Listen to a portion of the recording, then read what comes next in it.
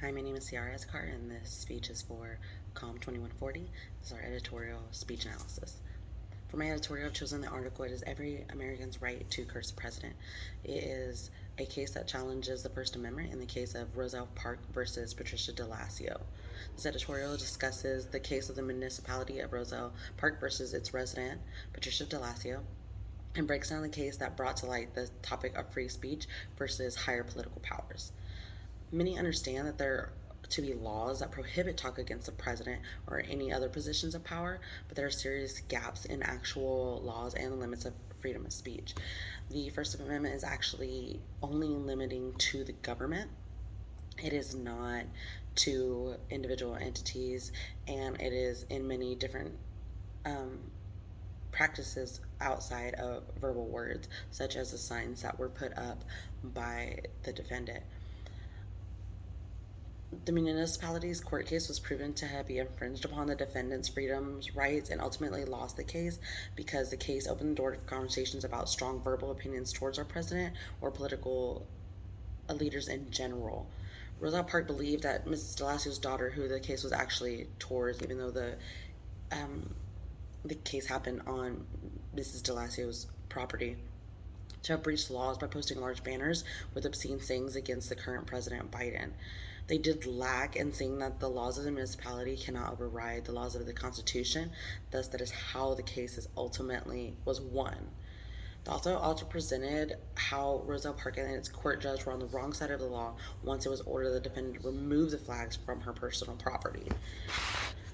This editorial discussed the implied values of the limitations of freedom of right, which were brought up to debate, as just discussed.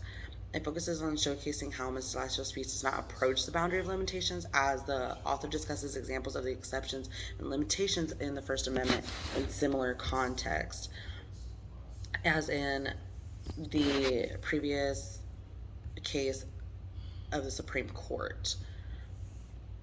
The 1971 decision where Justice John Marshall, defending the language, wrote that one man vulgarity is one man's lyric.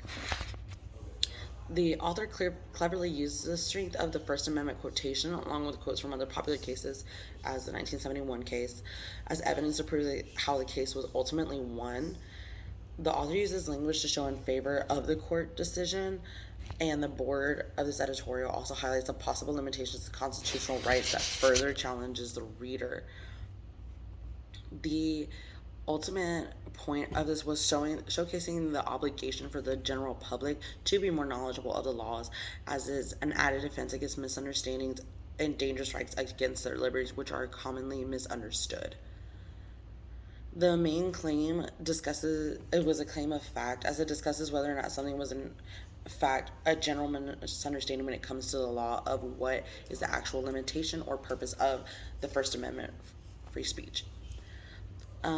In the second subclaim, discussing that Americans, especially judges, showcases our thesis of have an obligation to know the law, as it puts the spotlight on the responsibility of lawmakers and those in positions of power to the standard of being knowledgeable in their field regarding laws and politics.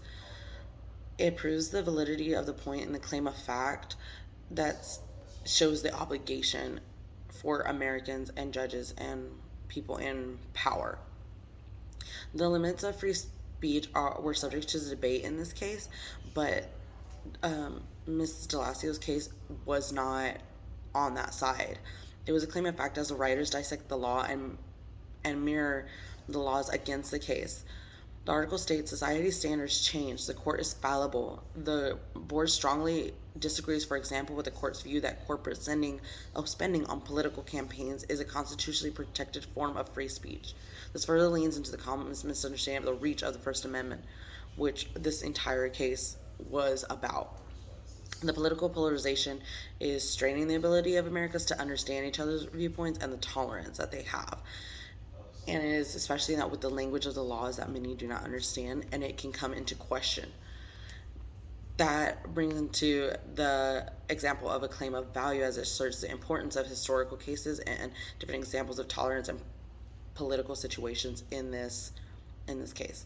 In conclusion, this editorial is supported by evidence of examples from past legal cases and a fuller understanding of the First Amendment that outside authors have discussed. Each subclaim builds the case for the defendant as it reveals the misunderstandings of the intention of the First Amendment and gives deeper explanation of the exceptions regarding the interaction of law and the public government officials. While this author does not explicitly spell out the values of his opinion, but showcases many examples to value as negative examples or negative examples and evidences or concrete opinions, such as the limits of free speech that are up to debate in this case.